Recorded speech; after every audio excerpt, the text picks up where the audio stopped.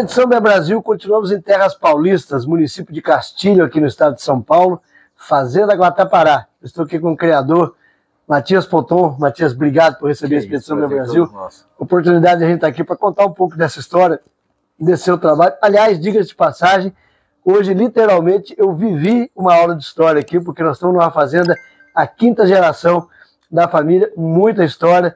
Eu saio encantado daqui com toda essa história, inclusive conhecemos aqui alguns detalhes do Rei do Gado, e que inclusive o Matias vai ter a oportunidade de me indicar livros para a gente poder ler, para contar essa história toda desse desenvolvimento aqui do município de Castilho, dessa região. Matias, obrigado por essa oportunidade.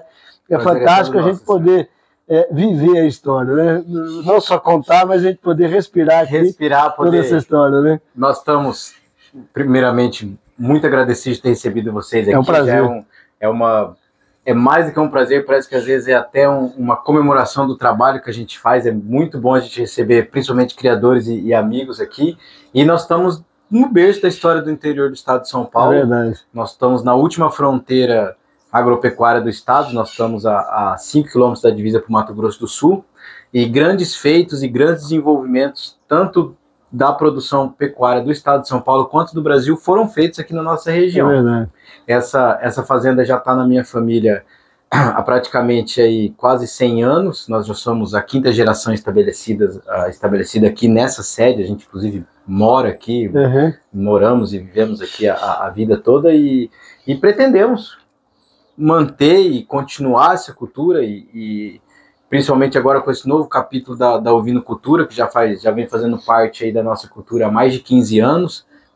Começamos com um projeto singelo, nada ambicioso, com muito pé no chão, e estamos começando a colher o fruto desse trabalho, um trabalho que ainda a gente vai acompanhar ao longo do dia. Você vai ver que a gente ainda está no meio do que a gente imagina que seja o nosso projeto, mas que, em questão de satisfação e dedicação, é o que a gente vem tentando aplicar na área, Luciano, e tentar mostrar que a ovinocultura sim é uma cultura que dá retorno, ela é compatível com diversos tipos de sistema, ela tá para todos os tipos de produtor, do médio, do pequeno e do grande, e quanto mais a gente tiver produtor, a gente não pode inibir ninguém de entrar nesse business. A gente temos que atrair mais para que a gente se torne uma comunidade forte e que podemos aumentar o consumo de uma proteína rica em ferro, magra, de alta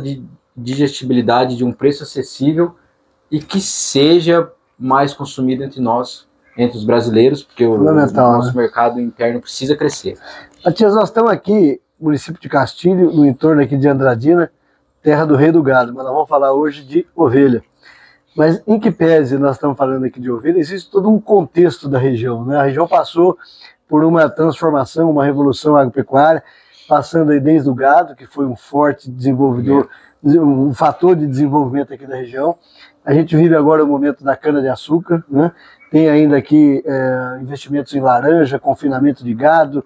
Existe um custo de oportunidade da terra aqui que vem disputando direto com as atividades de menor valor agregado, como, por exemplo, a ovinocultura. Sim. Como é que você vê esse contexto desse cenário das outras culturas que tem esse custo de oportunidade e a ovinocultura inserida nesse cenário? Olha, Luciano, a ovinocultura inserida nesse cenário, hoje ela está sendo para fechar a lacuna das áreas, digamos o seguinte, ociosas na propriedade, ou as estruturas ociosas que ficaram aqui no nosso interior. Porque aqui, graças a Deus, nós temos a capacidade de ter estruturas de galpões, barracão, logística de ração, silagem, capineira, que migrando da pecuária para a cana, o produtor não deixou de ter elas na fazenda. Continuar na estrutura, né? Quer dizer, aqui mesmo você vai ver a nossa realidade, uma parte da fazenda é arrendada para cana, não é porque arrendou para cana que a gente tirou aquelas estruturas. Sim. Então a ovinocultura hoje ela entra não como uma cultura principal por uma questão de mercado e de risco do capital investido, mas sim como uma segunda opção que traz uma opção às vezes mais viável que um confinamento de bovino, a criação de outros pequenos animais, ou investimento até em hortifruti, granjeiro, coisas mais tecnológicas. A ovinocultura ela é uma técnica de baixa instalação, de baixo consumo e com um animal peso, volume métrico menor. A gente sempre conversa aqui que aqui a gente confina aí 100 carneiro com a ração que o cara confina 10 boi. E o manejo do nosso funcionário, enquanto ele anda a pé para mexer 500 carneiros, o nosso boiadeiro aqui vai de cavalo para mexer com 15 novilha. Então ele traz uma facilidade, ele tem um feedback mais rápido de receita. Então eu vejo como uma segunda opção. Claro. Nós estamos aqui numa área aqui que, se todo mundo for puxar pela cultura, a gente passou por 4 ciclos aqui. Né? Aqui, como você falou, primeiro de tudo, a gente já fomos uma região produtora de café, como quase todo o estado de São Paulo. Depois nós passamos pela parte da pecuária.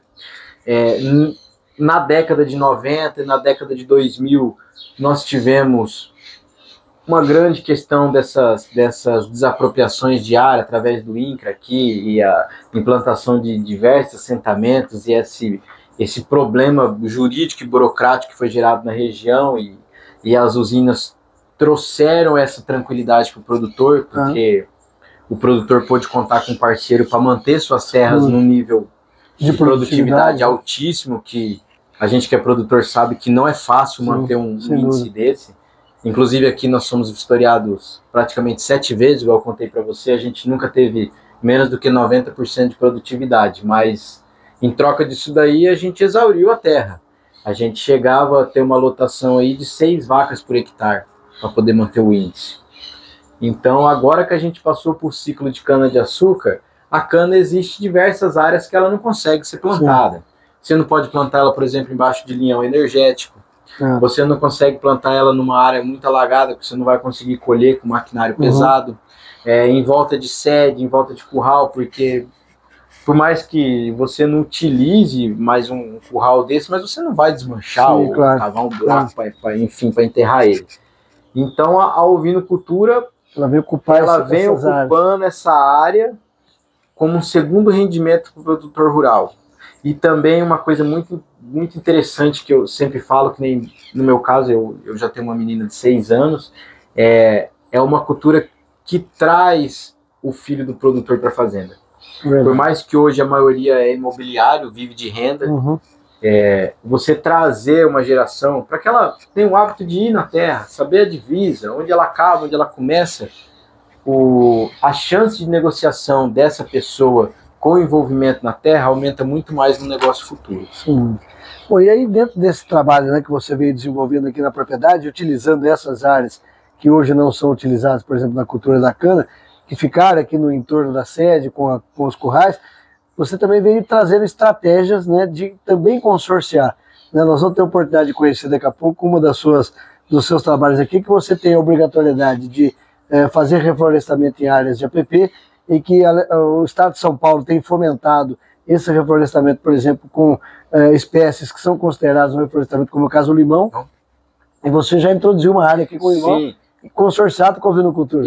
E vamos consorciar ela com a ovinocultura. É uma área que seria muito difícil a gente conseguir reflorestar ela numa reserva, e também não seria justo você reflorestar e soltar uma boiada, porque um animal pesado iria estragar. A ovinocultura consegue consorciar isso de uma forma ecologicamente correta, fazendo uma limpeza dos nossos pomares. Você tem uma área de dupla aptidão, onde você vai se sentir com incentivo de reflorestar e de preservar. Porque assim, sabe, Luciano, a gente tem que pensar, e quem é de fora tem que ver, que, poxa, o produtor pagou pelaquela reserva. Sem dúvida. Não acho errado a gente preservar, longe disso. Eu sou um preservista, cara. Ninguém melhor do que o produtor sabe a necessidade de preservar solo e água, né? Mas, poxa, a gente está falando aí de quase 20% de uma área, cara. Vamos fazer uma conta básica aí, vamos pegar uma propriedade pequena, 100 alqueires. Poxa, 20 alqueires dela... Em mata em reserva. Poxa. Se hoje aí, hoje aqui na nossa região, um alqueire de terra já está na casa aí, vamos pôr, dos 200 mil reais, poxa, o cara tem 4 milhões parado. de reserva. Ele é obrigado a fazer. Ele é obrigado a fazer isso. Então falar que esse cara não preserva é uma falácia do mundo, cara. Eu nunca vi um empresário que faça isso. É verdade. E o produtor rural, ele vai se sentir muito mais atrativo, muito mais atraído, se dentro dessas áreas de reserva legal, poxa, ele poder plantar acerola, pitanga, que é brasileiro, amora, macaúba, que o pessoal hoje, cara, tá produzindo um óleo de extrema qualidade com macaúba, cacau. Então, poxa, por que não divulgar mais isso, né? Nós temos plantas nativas para fazer isso. O cara pode fazer um pomar nativo, se ele não quer tirar a fruta de lá, ele acha que vai dar problema com nota, ele vai ter aquela dificuldade, poxa, ele pode usar para um turismo. Quem não vai querer andar numa mata bonita, fechada? Com certeza. Então, quando o governo começa a incentivar o cara a ganhar dinheiro, ele vai querer fazer melhor. Ela já entra com um viés diferente. Né? Com outro olhar. Né? Porque para que você vai ter uma reserva de espinho de gato e gravataí e pau que você nunca vai entrar lá dentro? Se você pode ter um bosque harmônico. É verdade. Nós temos é uma utopia, claro que a gente não se faz comparação, mas na Dinamarca o produtor rural ele não é dono da reserva. Ele é dono da reserva, mas a reserva é de cunho municipal, as pessoas podem fazer caminhada, andar, então ele recebe uma gorjeta do turista que vai lá, do cara que tem a vontade de conhecer. E eu acho que esse é um caminho para a gente fazer. Nós já estamos passando por períodos de secas cada vez mais longas, é fato, e que se a gente não preservar o nosso solo e a nossa água, cara, nós vamos ter uma dificuldade a mais do que isso daí. E aí, falando da ovinocultura, né? Você está com um projeto de ovinocultura aqui focado em produção de carne. Exatamente. Né? Você vem trabalhando com dois formatos de negócio. Um negócio onde você tem a aquisição de animais para fazer o acabamento, a terminação e a comercialização, e o rebanho próprio que você está construindo e aumentando esse rebanho para chegar num patamar de fêmeas. Exatamente. Conta um pouco para a gente disso. Luciano, a nossa ideia é chegar num patamar fixo de 1.000 matrizes. Nós não adquirimos tantas matrizes de fora, a gente vem criando um rebanho próprio de uma questão de sanidade, de manter esse rebanho, de querer ele adequado ao nosso microambiente, né? E, por outro lado, a gente precisa fazer o negócio rodar. Não adianta eu ficar poupando em fêmea, que as contas vão chegar, a gente vai ter que pagar, e hoje o nosso universo de matrizes ainda não supre a nossa quantidade que a gente precisa no confinamento. Então a gente busca parceiros, tanto aqui no estado de São Paulo, quanto no Mato Grosso do Sul e na Bahia, para que a gente possa estar fechando essa conta. Hoje nós tivemos um balanço fechado do ano passado em nota fiscal, 600 cabeças adquiridas em nota, né? Quem é da ovinocultura entende o que eu estou falando quando a gente faz esse aspas em nota. E nós conseguimos hoje suprir só do nosso aqui, completar com mais 100 cabeças para fechar as 700 cabeças, que a gente abate do negócio. A gente abate em torno aí de 70 cabeças mês, hoje fixo, às vezes mês mais, às vezes mês menos. E a gente pretende gradativamente, nós já estamos aí fechando a primeira década de criação, a gente pretende agora, na próxima década, conseguir fechar essas matrizes de uma forma sustentável.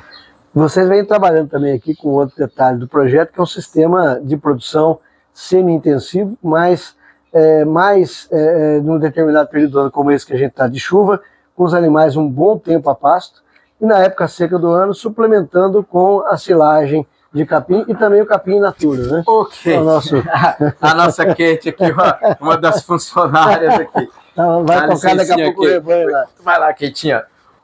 Hoje o confinamento, na minha visão como pecuarista, o confinamento nunca foi a atividade principal, ele sempre foi uma estratégia. Hoje, como todo pecuarista tem que ser administrador, tem que fazer conta, e poxa, se na estratégia você está tendo mais do que um rendimento bancário, porque a gente tem que pensar também, Luciano, que a gente tem que preservar nossas reservas. Sem dúvida, claro. A gente sempre fala para o produtor, vamos investir na atividade, vamos trabalhar, mas poxa, sabendo que aquele seu capital, o capital que você tem, ele pode render. Se ele for render menos do que ele render no banco, Aí a gente está brincando de ser empresário. É verdade. A gente tem que tem que fazer conta. A gente tem que fazer conta, saber o quanto que custa. Então a gente trabalha com esses dois tipos de manejo para ir suprindo o nosso markup. Hoje a gente tem um custo de quilo de carne produzido em torno de R$ 6,50 na vida inteira do animal. Então, enquanto eu estiver mantendo essa média, a gente consegue apostar no investimento. Nessa época do ano, eles vão ficar praticamente soltos, tipo um gado de corte. Eu crio até minhas matrizes, elas parem no pasto, dormem, podem voltar para o recinto normal, a hora que elas quiserem, mas se elas quiserem ficar no pasto, é tudo entelado, elas têm aí 47 alqueires para andar de cabeça baixa, onde elas quiserem. Quando a gente traz um animal de fora, o que já vem pronto para o abate, ele já vai ser encaminhado para o abate, ele não vai ficar, se possível, nem um dia aqui dentro, para que você possa ter o superávit da compra e da venda. Tem que girar, né? Tem que girar. E o que vai ter que ficar aqui, a gente vai condicionar ele. Poxa, falta pouquinho, ele vai perdendo a adaptação do coxo, às vezes a gente deixa ele no pasto. Não, falta bastante, vale a pena o período de adaptação, ele vai para o coxo. Nasceu aqui em casa. Ela vai nascer, vai ficar no meio do rebanho. Os primeiros 21 dias ela vai ficar num piquete separado dentro do aprisco. Se ela for parida de macho, ela já não volta para o pasto. Ela já vai ficar direto na ração. Se ela for parida de fêmea, ela vai para o pasto para o restante do rebanho e vai receber a suplementação no coxo. Essa é a nossa linha média de trabalho aqui. E a intenção é você estar trabalhando, falando aí no horizonte de tempo, né? Hoje você está aí com em torno de 300 matrizes aproximadamente, e a intenção é você chegar a essas 1000 matrizes. Você acredita que horizonte de tempo, daqui quanto tempo você gradativamente tem montando esse rebanho com o próprio rebanho aqui na propriedade? Nós começamos esse rebanho que nós estamos hoje nas 315. Keitinha, vai pra lá, meu. Vai pra lá, Keitinha. Vai, Keitinha. Nós começamos esse rebanho de hoje, 315. Eu comprei as minhas primeiras 37 carneiras em 2016. E, claro, fomos adquirindo mais e outras de fora. Então, organicamente, eu creio que nós ainda precisamos de mais uns 6 anos para chegar nessas 1000 matrizes. Porque eu acabo batendo fêmea durante o ano. Sim, claro. Você tem a demanda, né? Também o seu critério de descarte, né? Que ela não atende, algumas não atendem, elas são como qualquer outro ser vivo. Algumas têm deficiência metabólica, orgânica, então... Dá dando critério de descarte.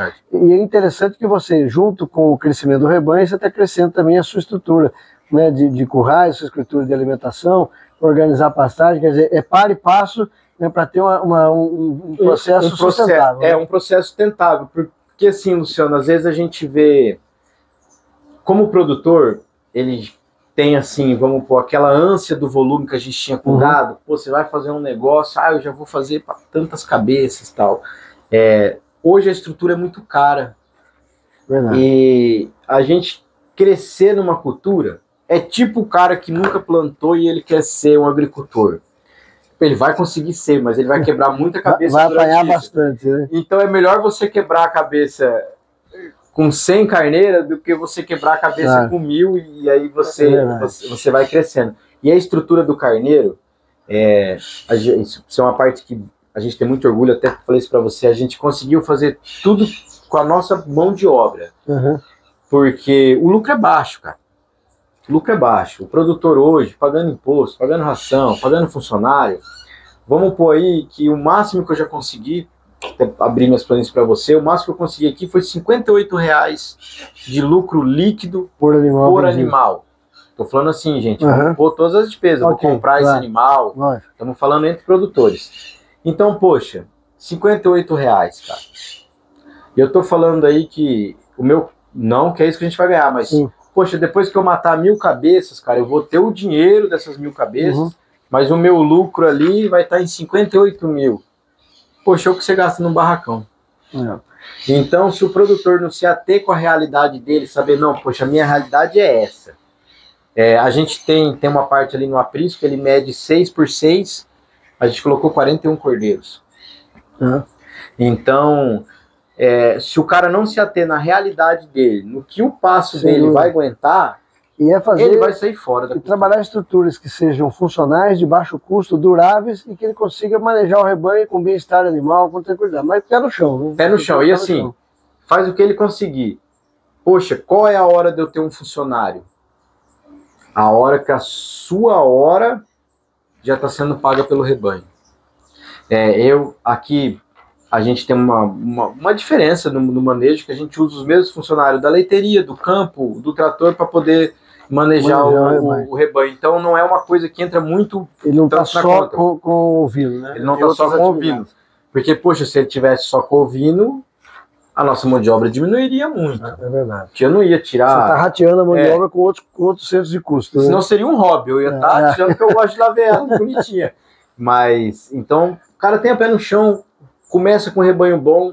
A gente teve um bate-papo agora há pouco, a gente estava falando disso daí, que às vezes você pega e fala assim, poxa, tá aparecendo um fulano, tá acabando com o rebanho dele, eu vou lá comprar, que é oportunidade. Cuidado. Cara, cuidado, que às vezes essa não é oportunidade. Junto com a oportunidade vem um pacote de problema. Vem um pacote de problema. Então, às vezes, eu bato aí na tecla, tipo assim, sabe, muita crítica de família, pô, já compra logo, tal, faz o rebanho que você quer fazer para ter um lucro. Mas já quebrei a cara comprando animal e decidimos, não, vamos crescer que nasce aqui. Aí é importante que você está já trabalhando animais adaptados à sua realidade, ao seu manejo, numa condição de campo, e você vem trabalhando esses animais e vai crescer o rebanho já com uma realidade bastante focada naquilo que você tem, né? Real. Vou falar nessa estrutura, falando em rebanho, falando em integração aqui com o plantio do limão, falando aqui do planejamento forrageiro. Vamos lá para conhecer? Agora. Bora lá. Bora lá para a gente conhecer, entender um pouco desse projeto aqui, Fazenda Guatapara, com o criador Matias Ponton, aqui no município de Castilho, no estado de São Paulo. A Expedição BE Brasil segue mais forte do que nunca. E hoje temos o orgulho de anunciar a parceria com o Dorper Monte Real. O Dorper Monte Real é sinônimo de excelência, dedicação e inovação na criação de ovinos. Com um rebanho de destaque, eles têm mostrado ao Brasil como a genética e o manejo de qualidade fazem a diferença. Graças ao apoio do Dorper Monte Real, nossa etapa em São Paulo ganha ainda mais força. Essa parceria reflete o compromisso mútuo em valorizar e dar visibilidade à caprinocultura e ovinocultura do Brasil. Juntos estamos construindo um futuro onde a qualidade e o comprometimento são sempre protagonistas. Nosso agradecimento especial ao Dorper Monte Real por apoiar a Expedição BE Brasil. Vocês fazem parte dessa história e juntos seguimos rumo ao sucesso. Expedição BE Brasil, unindo forças para transformar a caprinocultura e ovinocultura no Brasil. Matias, a gente tem acostumado nas visitas que fazemos pela Expedição BE Brasil brincar com os produtores, mas uma brincadeira com fundo de verdade que seca é igual carnaval, todo ano tem, né? E a necessidade do planejamento forrageiro. Essa estratégia, desde o início, você preocupou e vem trabalhando aqui, né? Luciano, aqui nós somos uma região extremamente seca. Aqui nós temos 6 meses de seca. Nós estamos em torno aqui de 4 usinas hidrelétricas que comportaram os nossos lagos, então a precipitação de volume aqui, por mais que ela seja imensa, ela é uma precipitação em cogumelo. A chuva vai para fora do nosso círculo. Então aqui a gente tem que se preocupar muito com a seca. Ou a gente conseguiu, hoje, depois já de bastante tempo de trabalho e de experiência aqui da fazenda, a gente trabalha com napier roxo. Foi a cultura que mais se adequou aqui na região. Nós não conseguimos ter o mesmo aproveitamento que eu tenho aqui de 90 toneladas hectare ano com o capiaçu, ou mesmo com a cana, por um déficit hídrico. E hoje aqui a gente consegue fazer 2 cortes in natura ano e uma ensilada. Então a gente corta dezembro, janeiro, fevereiro, a gente faz o primeiro corte da primeira área. Essa área vai ficar parada. A gente vai entrar em outra área. Março, abril, maio, junho. Quando a gente chegar em junho, a gente vai ensilar aquela primeira área que a gente tinha feito. E como em junho já vai estar seco, a gente abre o silo do junho passado. Então a gente consegue fazer praticamente 3 cortes da mesma área. E aí a gente consegue já estar gerando aí um tempo satisfatório de capineira. Essa é uma capineira de 5 anos, igual eu comentei com você. Para mim ela está em plena forma ativa, por mais que falem que ela tem um tempo, mas Eu pretendo e espero que ela continue assim por mais uns 3 anos. E aí você tem, inclusive, da própria capineira, condição de tirar a muda no momento adequado para ampliar e renovar áreas, por caso, né? Hoje em dia a gente copia um pouco que as usinas fazem e a gente faz a miose, né? O campo que a gente vai plantar, a gente faz 4 linhas mestre no meio do terreno, e no terreno adjunto a gente costuma plantar aí abóbora, melancia para poder limpar a terra. E aí quando chegar nos meses chuvosos a gente usa essas 4, 5 ruas para espalhar para a área toda, né? Perfeito. Lembrando que a tendência é que cada rua você consegue multiplicar por 6. Exato, ela vai abrindo, vai entocerando, fazendo toda aquela área, né? Então a gente vai entocerando no sistema de meiose e vai abrindo as áreas para ficar um pouco mais barato, de você já sucar e já conseguir colocar. E nesse caso aqui, nesses cortes que você tem feito nessa estratégia, quantidade necessária de volumoso para o rebanho que você tem, mais a pastagem, tem aí volumoso suficiente para o ano inteiro sem passar dificuldade de trato, né? Cara, ó, hoje eu tenho 14 hectares de napier roxo. Aí a gente trata aqui, são média de 100, 110 vacas dia tirando leite, mais o rebanho dos carneiros que recebe tanta suplementação diária para o pessoal de cria, hoje está girando em torno de 300 cabeças, e o pessoal que está confinado recebe a parcela deles um pouco maior.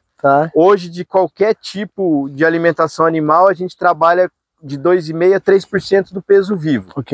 Então vamos fazer uma conta básica aí, um carneiro aí básico aí de 50 quilos, uma ótima carcaça, né? Ela vai estar comendo aí 2 quilos, 2,3 kg de volumoso, fora o proteinado dela. Então a gente consegue fazer um bom planejamento levando nessa área por ser uma cultura estável. A gente sabe que ela vai entregar isso aqui. Perfeito. Então planejamento forrageiro, estratégico para que o produtor não tenha dificuldade de volumoso, que a gente não faça aquele efeito sanfona no rebanho, engorda, emagrece, mantendo efetivamente aqui planejamento, disponibilidade, volumoso e o rebanho com ganho de peso, produtividade e reprodução adequados aqui na propriedade. Conhecer mais detalhes aqui da propriedade no município de Castilho, aqui do criador Matias Ponton. Matias, em que pese você ter feito um trabalho aqui de produção, né, tanto da capineira para capim in natura quanto a silagem, mas o forte do sistema aqui são os animais a pasto, né, Campo? Sim, Luciano. A maioria dos nossos animais aqui, hoje, quase a totalidade depois do Natal, eles são a campo. A gente cercou toda a área de brejeiro mais baixa com tela, e aí a gente consegue trabalhar tanto uma parte junto com os bezerros de desmama da leiteria que não interfere em nada. Isso é algo que eu debato direto com o produtor. Ele perde de não ter carneiro na propriedade dele, porque o que o bovino come, o carneiro não come. Tanto que a gente pode notar pela altura desse colonhão que a gente está trabalhando. É verdade. A gente vê que os bovinos chegaram antes, faz a primeira poda mais alta, e que a carneirada estão comendo a parte de baixo, porque senão aquelas moitas não iam existir mais. Não vai entrar, é verdade. Então a gente consegue ter essa dupla aptidão de rebanho na mesma área. Sem contar que a presença do bovino consorciado com o ovino ajuda também no controle da verminose, né? Muito. E aí a gente tem uns malandros que sempre pula a cerca. A gente tem aquele reprodutor Dorper que ele é campeão para poder passar em outro lugar. E esses animais, eles ficam a campo aqui o tempo todo, inclusive o tempo todo, até a noite. O mesmo sistema que a gente faz com as vacas Nelore, a gente faz com os carneiros de cria. Se ele quiser ter acesso à área coberta, a hora que ele quiser vai. A hora que ele quiser. Tá lá a lanchonete, tem o sal, vai ter a água para ele a hora que ele quiser. No pasto também tem água a cada 5 alqueires, 10 alqueires. Sempre tem um coxinho de água que eles vão poder rodar numa boa, mas eles estão livres para poder andar. A área hoje que eles conseguem andar aqui dentro, a gente tem uma área de 47 alqueires fechado e eles têm disponibilidade para poder andar. O nosso campeiro, uma vez no dia, passa para olhar eles, tanto independente dos que foram lá para dentro do curral, quantos que estão no pasto, ele tem que fazer a contagem diária, né?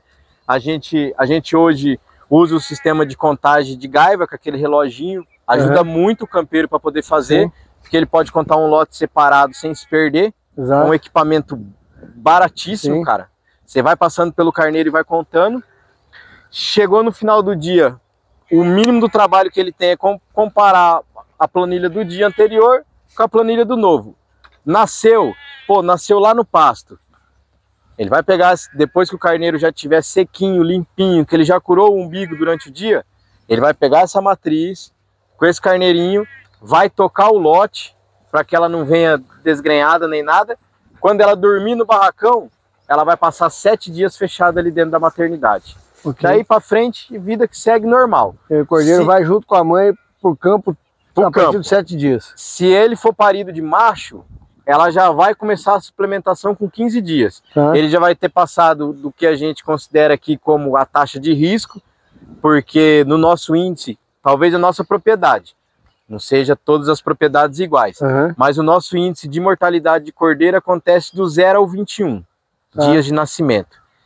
Talvez alguma melhora de manejo que nós temos que fazer, ou se é assim mesmo, essa é a nossa realidade. A nossa taxa acontece nessa idade. Então a gente deixa para investir a ração nos machos depois dos 21 dias. Perfeito. E aí esse cordeiro macho, uma vez desmamado, ele vai para o confinamento até o abate? Do momento até antes de desmamado. Os 21 dias vai ficar ele e a mãe dele. A mãe dele vai receber a mesma ração do que ele. E se você for considerar pela suplementação de leite que ela vai dar para ele, irrisório o que ela consumiu de ração. Ele vai ter um emocional melhor, porque ele vai estar acompanhado do coxo da genitora dele, que vai mostrar como é que ele come, como é que ele bebe.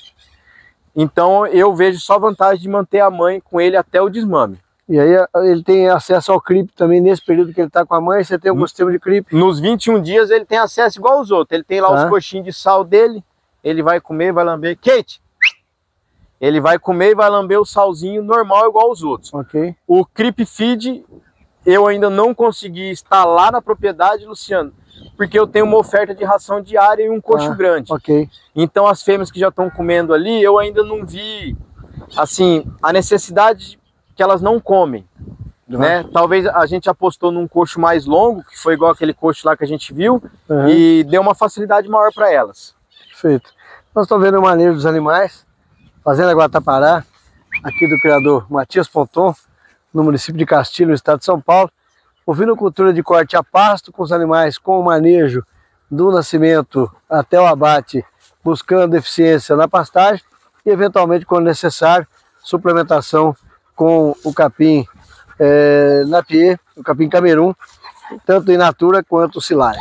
Luciano, e a gente decidiu optar pelo capim Mombaça, porque a gente consegue uma boa fenação nas águas. O que não foi aproveitado, a gente tem a possibilidade de usar a forrageira de plataforma direta e colher isso como uma silagem, o que os outros capins não conseguiam passar para a gente. E a gente consegue pôr o bovino e o carneiro junto na Mombaça e os cavalos. Então a gente tem um piquete que a gente consegue trabalhar tudo junto. 3 espécies aqui na área. Independente, nós temos um garanhão ali, 1/4 de milha, um cavalo de um papel altíssimo, e ele come a mesma fenação, vive, faz as provas dele do mesmo jeito.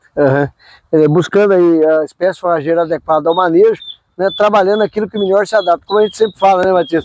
O melhor capim é aquele que se adapta à sua realidade, à sua condição de clima, de solo, né? Não existe receita de bolo, né? Cada propriedade é uma realidade. Né? E o capim, ele é como qualquer outro cultivo. Você tem que dar adubo, água, descanso, ar. Então quando você começa a tratar a pastagem como uma cultura, igual um plantio, você começa a colher melhores frutos. Quando cheguei aqui em 2015, nós tínhamos praticamente 200 hectares de pastagem, quase todos eles infestados de uma praga que a gente tem aqui, que é a malícia.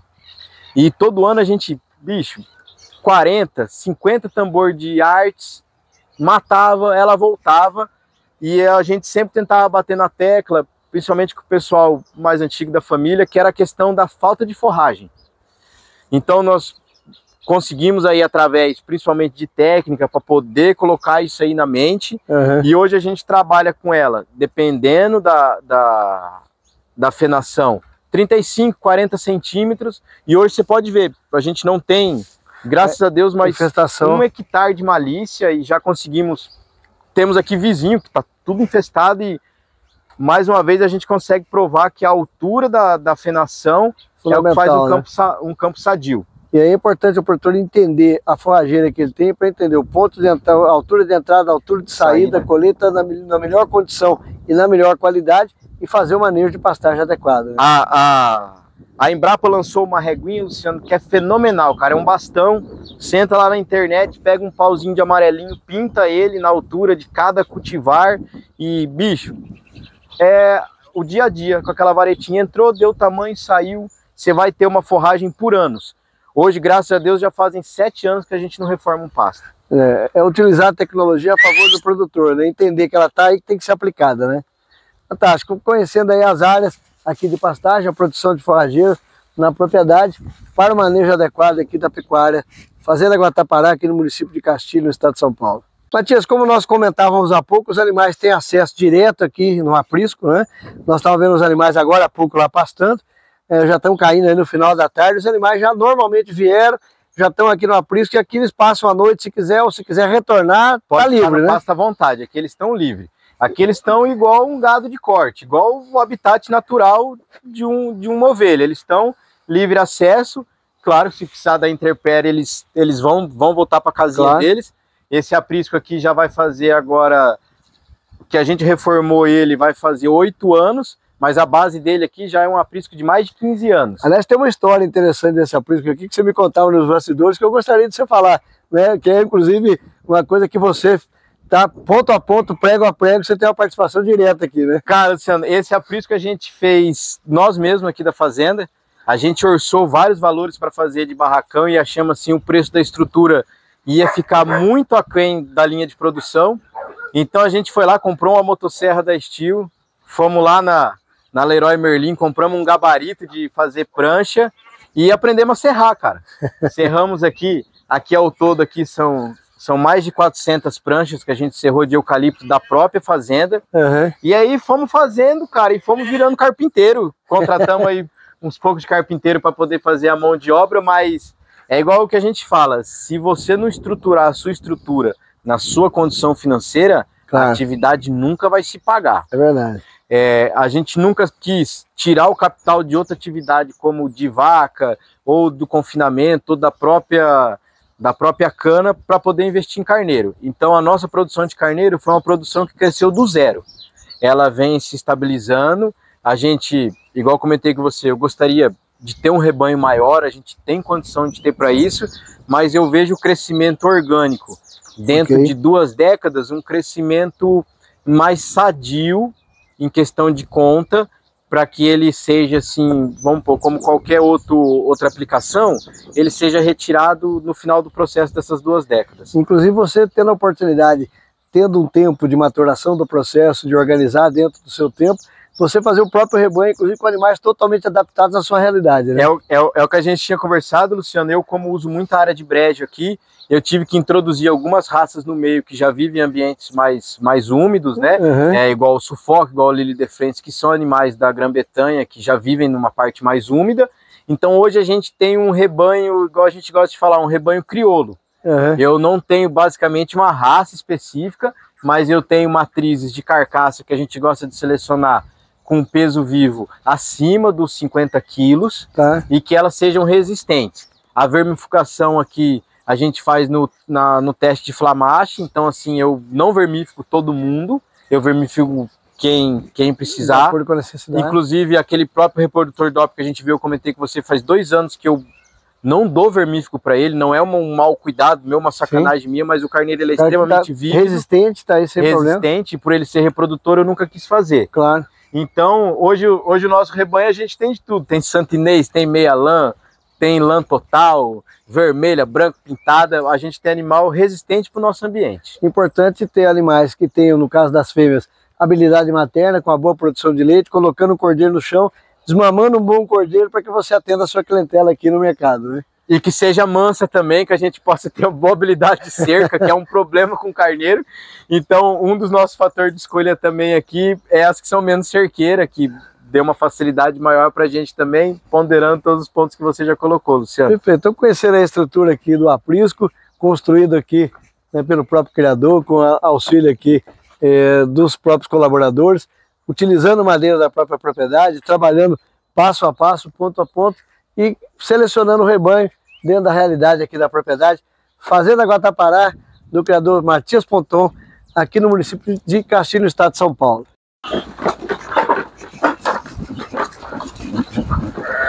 Essa carneirinha aqui eu cuidei ela na mamadeira, cara. Ah, é? Doutor, só pra gente mostrar aqui, na realidade é uma maneira que você fez pra gente poder ter a oportunidade de ver os animais chegando, né?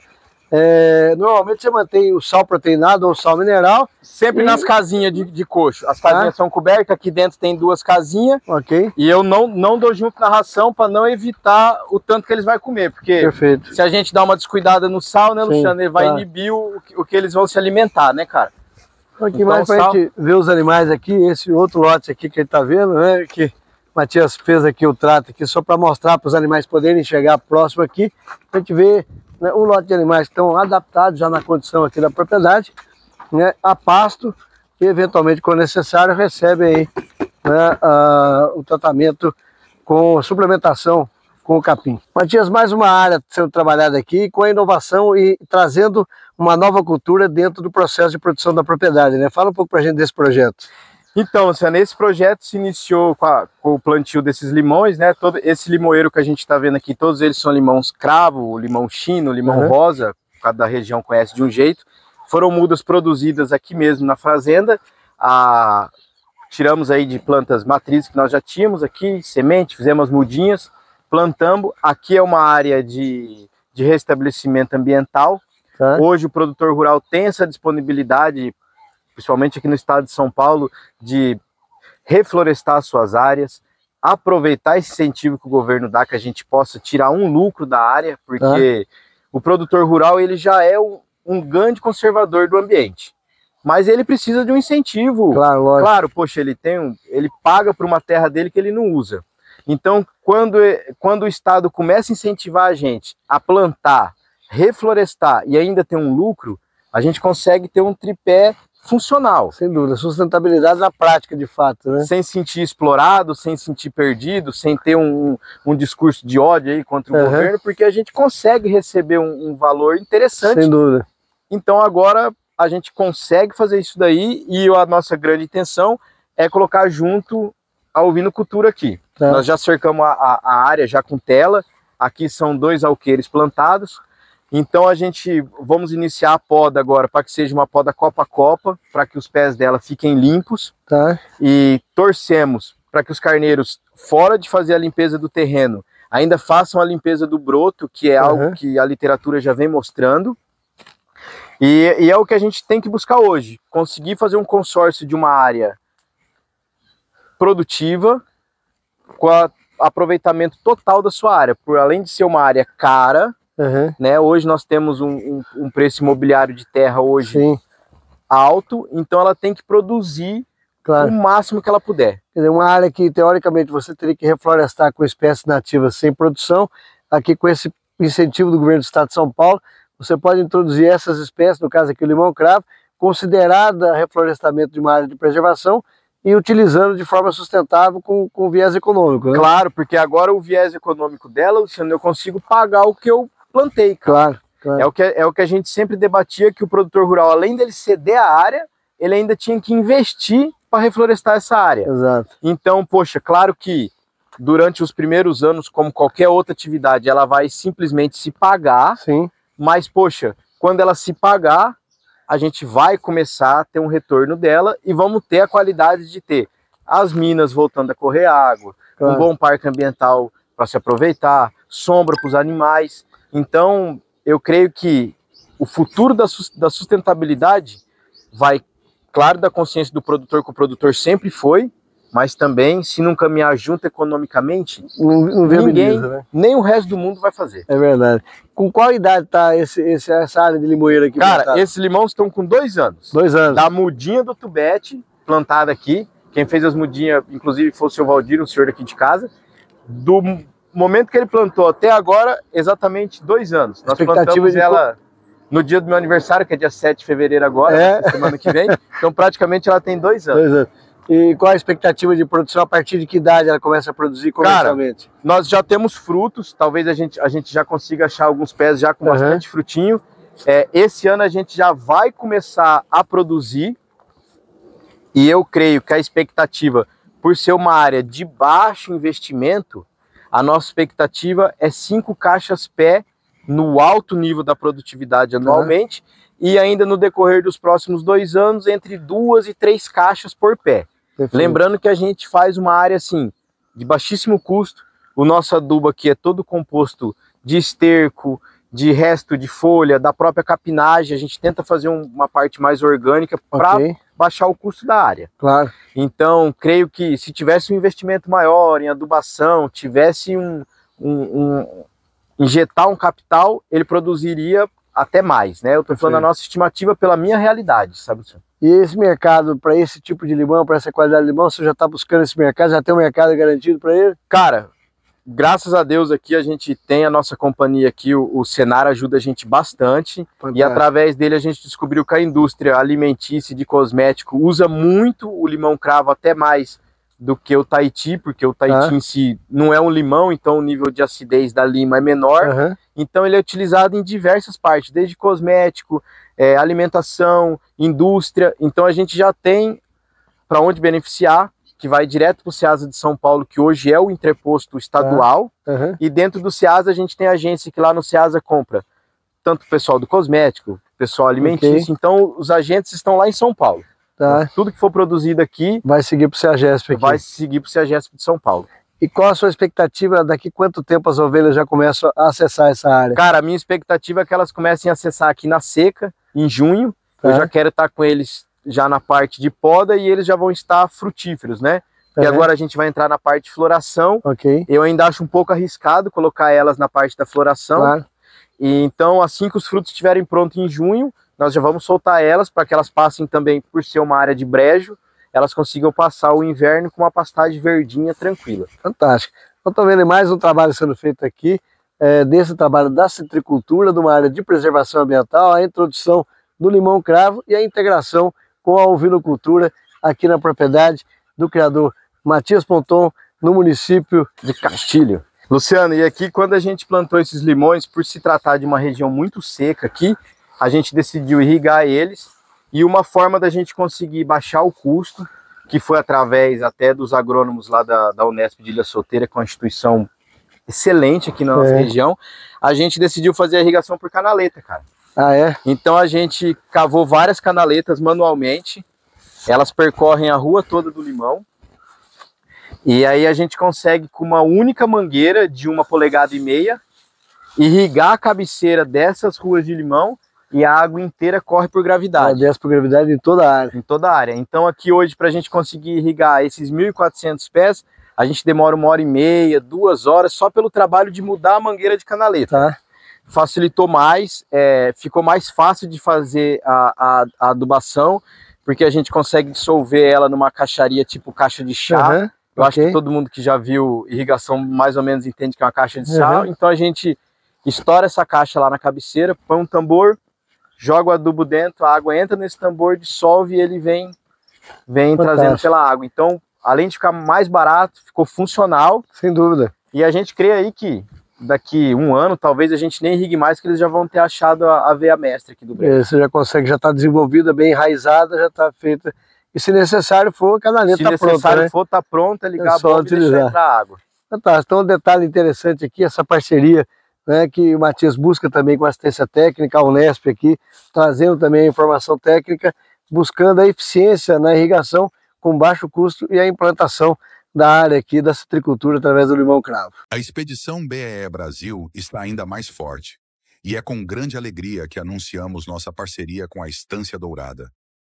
A Estância Dourada, referência em qualidade e tradição, está apoiando a etapa São Paulo da nossa jornada. Com produtos que representam o compromisso em entregar sempre o melhor, eles se destacam pela excelência no cuidado com seus rebanhos e com seus clientes.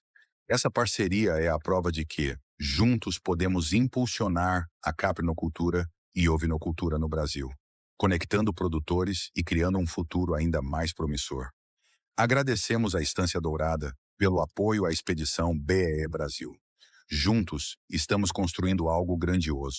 Expedição BEE Brasil, dando voz e visibilidade à caprinocultura e ovinocultura do nosso país. Bom, Matias, nós tivemos a oportunidade de conhecer o projeto, o conceito da ideia que você está trazendo da integração, a integração com limão, a pastagem, trazer os animais a pasto, fazendo instalações simples, mas funcionais, planejamento alimentar, tanto a área de pastagem quanto a área de forrageira, né, buscando um projeto sustentável para atender esse mercado. Para falar em mercado, né, como é que você vê esse contexto aqui da região aqui de Castilha, Andradina e do estado de São Paulo, nesse período que você está na ovinocultura, como é que você tem percebido esse mercado da ovinocultura? Luciano, eu venho vendo o mercado assim, nós temos uma faixa de crescimento ainda para poder completar, estamos muito aquém do que o mercado consome. Verdade. Mas o nosso grande problema é que a gente não tem um profissionalismo na nossa área. Então, a defasagem de preço que às vezes a gente enfrenta, que a gente tem uma dificuldade, é porque existem profissionais que eles criam o rebanho dele e vendem sem a mínima noção de valor, de preço, de profissionalismo. Então, poxa, a gente estava comentando isso daí, praticamente há 10 anos atrás, eu comercializava o carneiro a R$12 o quilo vivo. Hoje eu ainda continuo vendendo a R$12 o quilo vivo. E os custos subiram bem. E os custos subiram bem. Então, assim, poxa, mas por quê? Porque a gente tem um pequeno produtor que ele não enxerga a cadeia produtiva dele de ovino como uma atividade. Verdade. Então, poxa, ele vai lá, ele vende com um açougueiro, ele vende com um atravessador por R$10, R$9 o quilo. Porque, poxa, aquele carneiro, ele acha que não teve custo nenhum. Mas teve, pô. Não é porque ele criou o carneiro sorto lá, pra cima, pra baixo, no vizinho. Não, aquele carneiro teve um custo. Claro. Então, esse tipo de falta de profissionalismo, que é o que a gente agradece demais, principalmente esse grande projeto que você está fazendo, é trazer luz a esse profissionalismo para que a gente possa, assim, sentir respeitado dentro da cadeia, né, cara? Porque, poxa, a gente trabalha dia a dia, cara, todos os dias a gente vê o produto ali e, poxa, o cara chega e você vê que o seu produto, o dia que você tem uma perca, não, pô, o dia que morre uma matriz, vamos pôr uma matriz picada de cobra, cara, eu preciso de 3 cordeiros de abate para me cobrir aquela matriz. Pagar aquela matriz. Então, poxa, o ovinocultor, cara, ele é um cara assim que ele sonha mais com o bem-estar das ovelhas dele do que da mulher e da criança, porque se ela acontecer alguma coisa, né? É verdade. Nós estamos aqui no estado, o maior consumidor de cordeiro do país, o estado de São Paulo, né? A gente tem importação de animais vivos, de animais abatidos, tanto no mercado interno quanto trazendo de outros países, e falta cordeiro no mercado paulista. E nós temos, como você falava há pouco aqui, várias áreas aqui no estado de São Paulo, mesmo com essa ocupação de outras culturas, mas que no entorno das sedes existe um potencial de produção. Como é que você vê esse dilema, de um lado faltando cordeiro, cara, do outro lado importando cordeiro, e áreas que poderiam estar sendo utilizadas? Então, Luciano, a gente tentou até ter várias reuniões com os nossos núcleos de sindicato daqui, e acontece o seguinte, pela uma resistência mútua, né? De ambas as partes ali, tanto do produtor quanto da cadeia final de quem vai receber, porque vai ser atrativo para o produtor. Vamos falar assim, quando a gente fala do pequeno, médio, grande produtor, quando a gente coloca na mesa ali, poxa, o pequeno produtor, uma renda que aumente aí, uma renda para ele R$1.000, R$2.000 por mês, é uma renda impactante para o serviço dele. Quando essa renda começa a sair, principalmente no momento que a gente vive no estado, que a maioria das famílias de área já não são mais tão ligadas ao agronegócio, normalmente elas já arrendam fazenda, são imobiliárias, têm uma gestão mais empresarial, começa a virar um custo muito baixo para que ela entre. Mas se ela for observar o desperdício de dinheiro, de tempo e de produtividade naquela terra, que ela começa a entender a fatia do bolo que ela não está mordendo. Você acha que é uma questão cultural, de vencer uma barreira cultural? Cara, é uma questão cultural e uma questão daquele velho dilema que a ovinocultura não dá dinheiro. A gente estava conversando isso daí e é uma questão assim de um exemplo que ficou na mente, principalmente dos produtores, porque, querendo ou não, várias pessoas que entraram nessa área da ovinocultura já entraram vindo de outras áreas, já tinham um patamar bem estabilizado. Então, poxa, construíram megas estruturas, investiram em animais de origem pura e viveram naquele nicho, vendendo ali entre eles e tal. Só que uma hora esse nicho ele infla, em 2, 3 anos você sai fora do mercado. E, poxa, e aí fica aquela cultura, fulano de tal lá não mexe mais com carneiro, quebrou a atividade, fulano... Então isso criou uma cultura e a pessoa não vê, poxa, assim, eu vou ter 100 carneiras lá e eu vou ganhar no final do ano 6 mil reais de lucro, fora o meu capital investido, tá? A gente tem que entender que o capital tá lá dentro, a gente tá falando do nosso rendimento. Aí ele vai falar, mas aí eu não vou pagar um funcionário, então eu vou ter 200, mas aí já é um outro. Então é uma questão da pessoa, tipo assim, conseguir organizar a atividade dela e entrar. E profissionalizar, né? Entrar profissional, né? Entrar de forma de saber o que eu consigo fazer. Eu não vivo da ovinocultura, eu quero ter um animal PO, eu gosto de exposição, eu gosto desse tipo de relacionamento. Opa, você é um produtor de genética. Ok. Não, eu gosto de ganhar dinheiro, cara. Eu gosto de ver o dinheiro entrar, de sair, gosto de criar um animal pronto. Você é criador, cara. Um produtor comercial para vender produtor carne. Comercial. Como é que o produtor comercial de boi ganha dinheiro? Você vai lá, primeira coisa que o cara faz para ganhar dinheiro de boi quando ele não tem terra, ele arrenda uma área e usa ela até exaurir, sem estrutura, coxinho d'água velho de plástico, com sal. O carneiro não é diferente, cara. Você vai começar como? Vai começar ali o seu fechadinho, não importa se ele é de telha, se ele é de taipa, se ele é uma casa de bloco, não, você vai começar com o que você tem. Adaptando a realidade. Né? Pô, cara, tô gostando.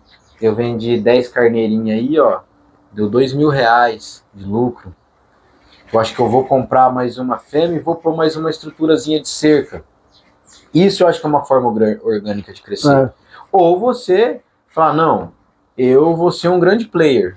Vou entrar, vou pôr o capital, já tenho minha margem, meu markup e vou trabalhar em cima disso. Ótimo, é um outro tipo de profissional. Tem espaço para todo mundo. Tem espaço para todo mundo.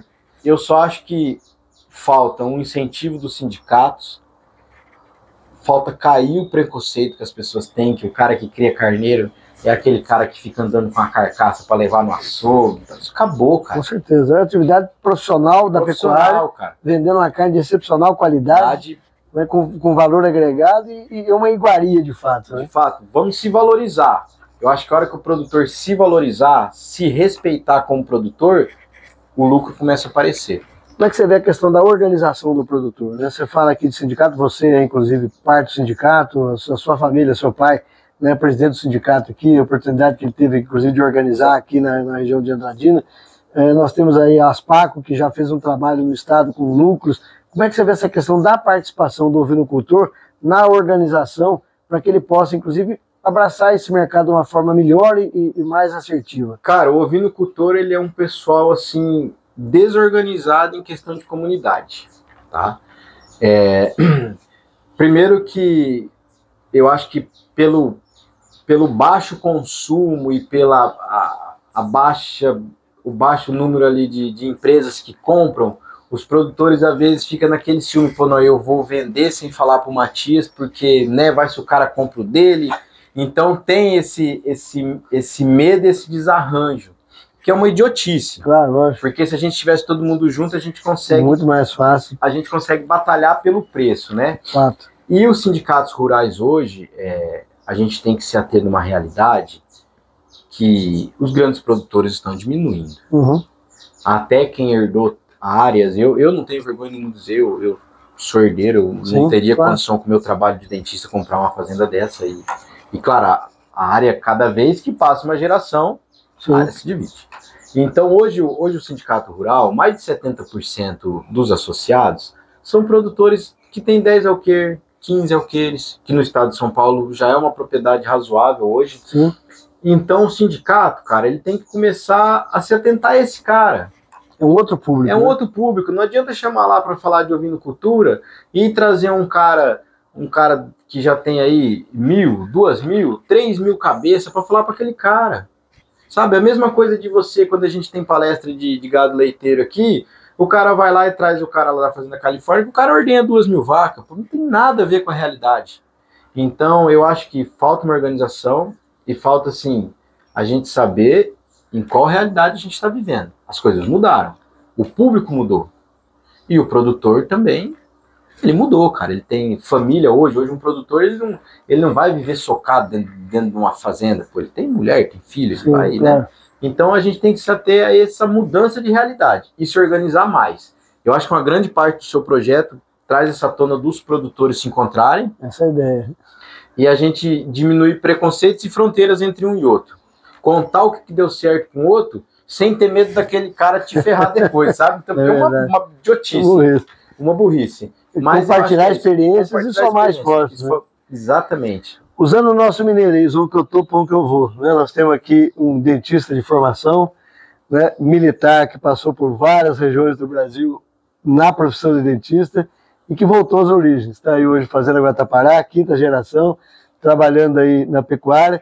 O Vinocultura veio para ficar na sua história? E vai ficar, cara, vai ficar. Eu tenho um orgulho disso, eu tenho um orgulho que eu quero deixar isso para minha filha, para minha família, e tenho o orgulho de produzir uma proteína. Como a gente produz, cara, uma proteína de qualidade de gado, a gente pode produzir uma ótima qualidade de proteína de ovinos, e temos recurso, temos terra, temos clima para fazer o que a gente quiser. Com certeza. E se a gente não fizer, o que a gente está acompanhando hoje, Mato Grosso, Rondônia, que empresas estrangeiras estão chegando com um capital muito agressivo. E, poxa, nós já vivemos alguns monopólios de proteína. Temos um mercado inexplorado que é o da ovinocultura. Eu acho que é o nicho que a gente tem para desafogar um pouco o sistema e aumentar a renda. Sim. E sem contar que, poxa, é uma relação ótima.